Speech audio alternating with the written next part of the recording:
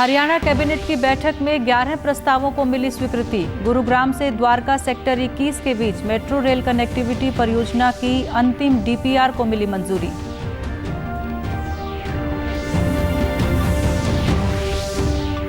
फरीदाबाद स्थित जेसी बोस विश्वविद्यालय और गुरु जम्बेश्वर विश्वविद्यालय हिसार को राष्ट्रीय प्रत्यायन परिषद नैक द्वारा A+ ग्रेड मिला।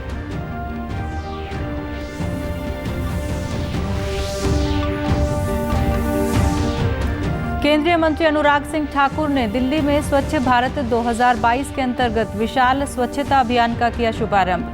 कहा, स्वच्छ भारत के बिना नहीं की जा सकती नए भारत की कल्पना।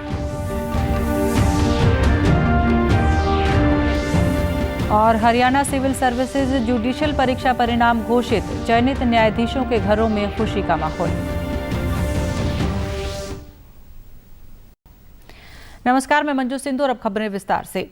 आज चंडीगढ़ में हरियाणा कैबिनेट की बैठक में 11 प्रस्तावों पर निर्णय लिए गए। बैठक के बाद जानकारी देते हुए मुख्यमंत्री ने कहा कि बैठक में 12 एजेंडे रखे गए, जिसमें से 11 स्वीकृत हुए।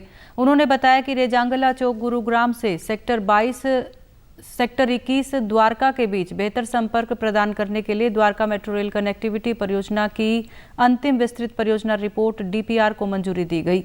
मुख्यमंत्री ने कहा कि बैठक में 41 सदस्यों की HSGPC की एडहॉक कमेटी बनाने को स्वीकृति दी गई है और ये कमेटी ऑर्डिनेंस के माध्यम से बनेगी। उन्होंने कहा कि प्रदेश की जेलों में सुधार के लिए 32 प्रस्तावों को मंजूरी दी गई है। जेल में कैदियों की डाइट के साथ साथ कैदियों से मिलने, खेल, योगा जैसी चीजों को जोड़ने के अलावा पेशी के लिए भी वीडियो कॉन्फ्रेंस के कार्यों में सुधार होगा।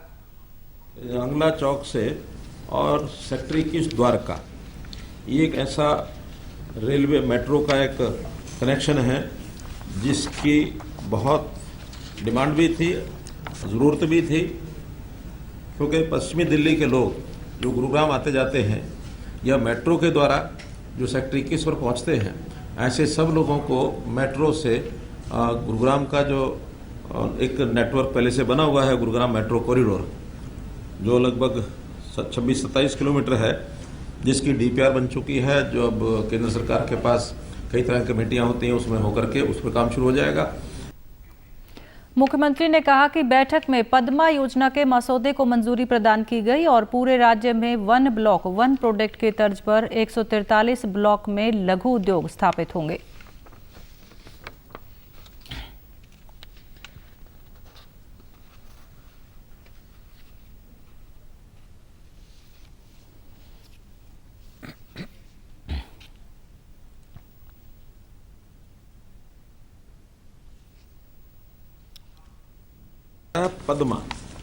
पद्मा एक योजना हमने जो शुरू की है, देश भर में तो 1 प्रोडक्ट 1 डिस्ट्रिक्ट OPOD या ODOP जो भी नाम है उसका, उस नाते इसको प्रचलित किया गया था। प्रधानमंत्री जी ने एक इंडस्ट्री में एक नया प्रोग्राम चालू किया था।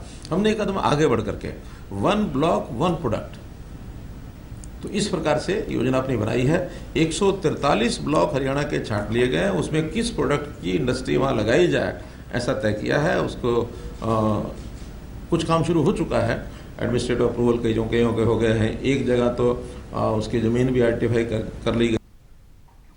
प्रधानमंत्री नरेंद्र मोदी ने आज गुजरात के गांधीनगर में डिफेंस एक्सपो के 12वें संस्करण की औपचारिक शुरुआत की।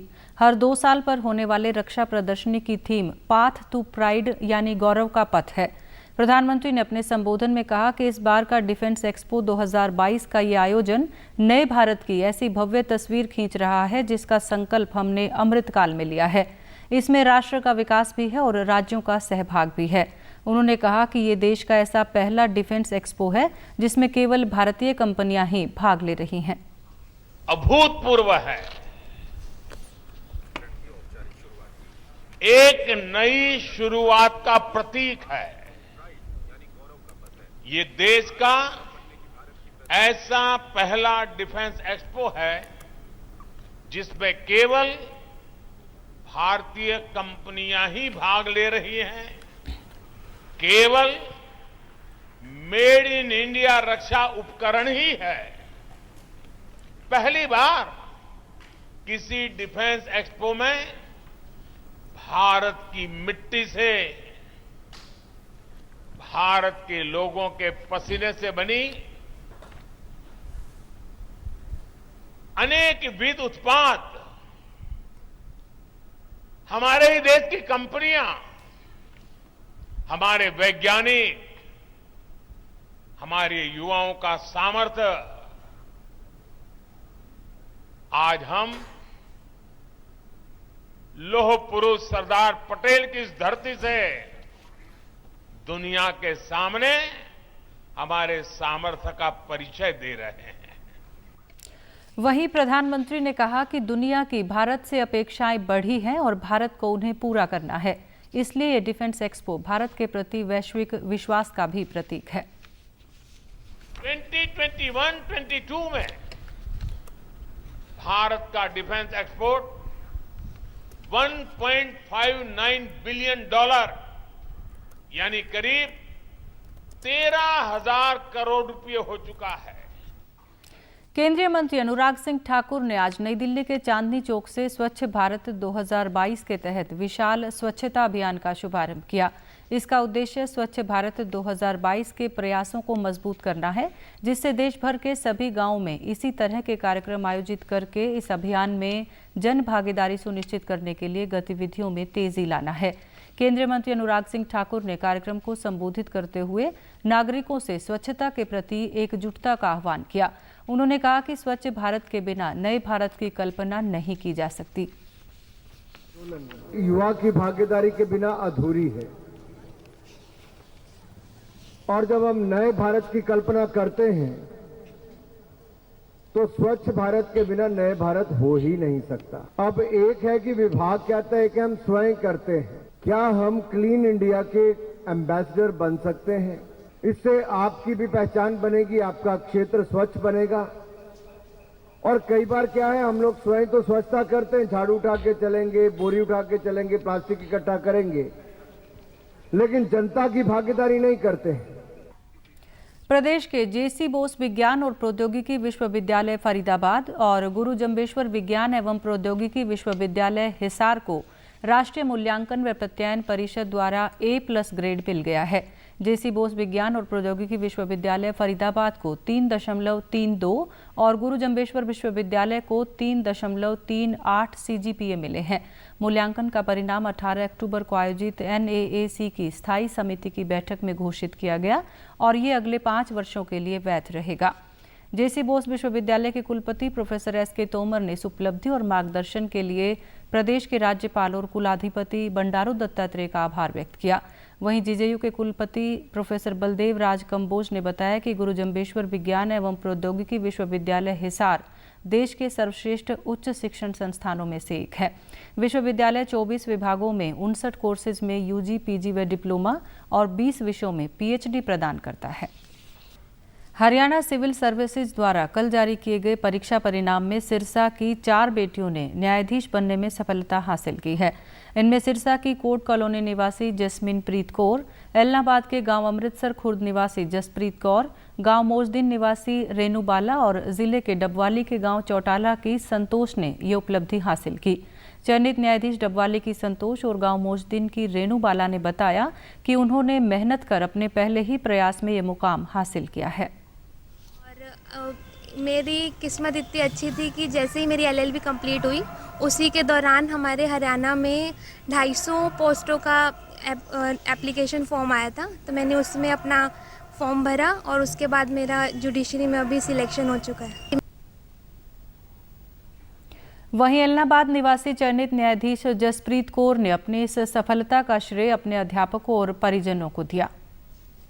Chairman of the Punjab and Haryana high court उन्होंने बहुत मेहनत कराई सानू, मतलब कि उन्होंने जो बच्चे जो अपने मतलब कि पे नहीं कर सकते सी, जिन्हों को इन्नी फीस पे करने की नहीं वैल्यू हो गई सी, उन्होंने सारे बच्चों को फ्री कोचिंग दी है और उन्होंने मेन्स में जो 9 बच्चे सिलेक्ट होए उनके 5 बच्चे इंटरव्यू चले गए और इंटरव्यू सिलेक्ट किए जो इंटरव्यू सिलेक्शन में बहुत वधिया सफल हुए।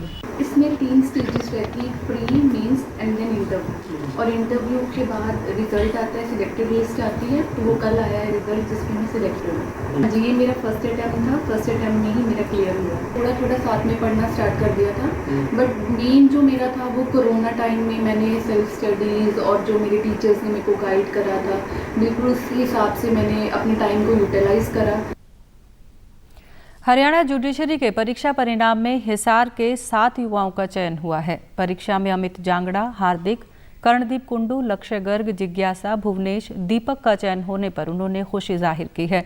चयनित न्यायाधीश लक्ष्य गर्ग ने बताया कि हरियाणा जुडिशरी की परीक्षा में पहले ही प्रयास में ही उनका चयन हो गया और उनके परिजनों ने उनका पढ़ाई के दौरान पूरा सहयोग किया। अपने लक्ष्य को ध्यान में रखते हुए डेडिकेशन से विगरस स्टडीज़ की हैं और जो और भी एस्पिरेंट्स हैं उनको मैं सिर्फ यही कहना चाहूँगा कि अगर आपने निश्चय किया है तो लगे रहें, कभी ना कभी मेहनत सफल ज़रूर होएगी आपकी, और जहाँ पे आपने फोकस करा उस पे ही पाथ पे चलते रहें और किसी भी इधर उधर की चीज़ों में डाइवर्ट ना होए। Definitely you will get through. Hardik Sachdeva ने बताया कि एलएलबी करने के बाद जुडिशरी का प्रशिक्षण लेकर उन्होंने हरियाणा जुडिशरी में परीक्षा दी और पहले ही प्रयास में न्यायाधीश बनने के लिए चयनित हो गए। बैंगलोर से BLLB की और 2020 में मेरा एनरोलमेंट हुआ एज एन एडवोकेट और 2020 में मैं कोचिंग लेने लग गया जुडिशरी के लिए और 2 साल की कड़ी मेहनत की और ईश्वर के आशीर्वाद से और पेरेंट्स के काफ़ी मतलब सहयोग से जुडिशरी का एग्ज़ाम फर्स्ट अटेम्प्ट में क्लियर हो गया। केंद्रीय मंत्रिमंडल द्वारा रबी की फसलों का न्यूनतम समर्थन मूल्य बढ़ाने के फैसले का फतेहाबाद के किसानों ने स्वागत किया है। फतेहाबाद मार्केट कमेटी के सचिव ने बताया कि इस निर्णय से किसानों में खुशी की लहर है और इससे किसानों को काफ़ी लाभ मिलेगा। किसानों में काफ़ी खुशी है क्योंकि अपने कणक, सरसों, चना, किसानों की आर्थिक स्थिति में काफ़ी फायदा होगा उनको। स्थानीय किसानों ने कहा कि इससे उनकी आर्थिक स्थिति सुदृढ़ होगी, जिसके लिए वे केंद्र सरकार के आभारी हैं।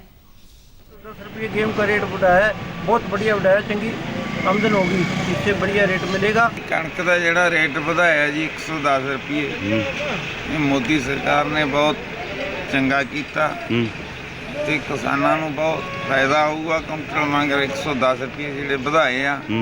देखो जी, जे गवर्नमेंट ने हमारी बाँह पकड़ी है तो हमारा कुछ फायदा हुआ है तो हमारा कोई और काम अच्छा बनेगा और अच्छे कामों की हम बाँह पकड़ेंगे, इसलिए जिम्मेदार खुशहाल तभी रहेगा। बहुत अच्छी बात है। विभिन्न देशों में नियुक्त भारत के हाई कमिश्नर और राजदूतों ने कल सोनीपत के राई टेक्सटाइल्स का दौरा करते हुए भारतीय उत्पादों की विदेशी बाजार में मांग व पकड़ बनाने पर मंथन किया। उन्होंने राई औद्योगिक क्षेत्र के उद्योगपतियों के साथ विशेष रूप से टेक्सटाइल्स क्षेत्र में विदेशों में निर्यात को बढ़ावा देने पर विचार विमर्श किया। इस अवसर पर उपायुक्त ललित सिवाच ने विदेशों में नियुक्त भारत के हाई कमिश्नर व राजदूतों का स्वागत करते हुए उन्हें विस्तार से सोनीपत के औद्योगिक क्षेत्रों की जानकारी दी।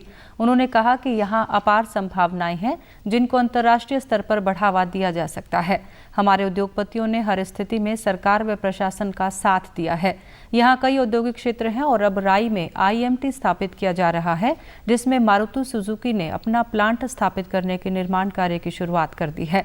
उपायुक्त ने कहा कि यहाँ क्षमता और योग्यता की कोई कमी नहीं है। और अब अंत में इस बुलेटिन के मुख्य समाचार एक बार फिर। हरियाणा कैबिनेट की बैठक में 11 प्रस्तावों को मिली स्वीकृति। गुरुग्राम से द्वारका सेक्टर 21 के बीच मेट्रो रेल कनेक्टिविटी परियोजना की अंतिम DPR को मिली मंजूरी।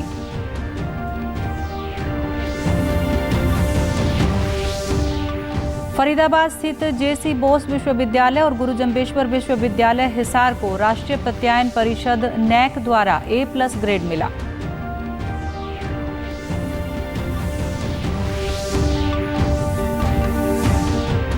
केंद्रीय मंत्री अनुराग सिंह ठाकुर ने दिल्ली में स्वच्छ भारत 2022 के अंतर्गत विशाल स्वच्छता अभियान का किया शुभारंभ। कहा, स्वच्छ भारत के बिना नहीं की जा सकती नए भारत की कल्पना। और हरियाणा सिविल सर्विसेज जुडिशियल परीक्षा परिणाम घोषित, चयनित न्यायाधीशों के घरों में खुशी का माहौल। समाचारों में आज के लिए इतना ही। नमस्कार।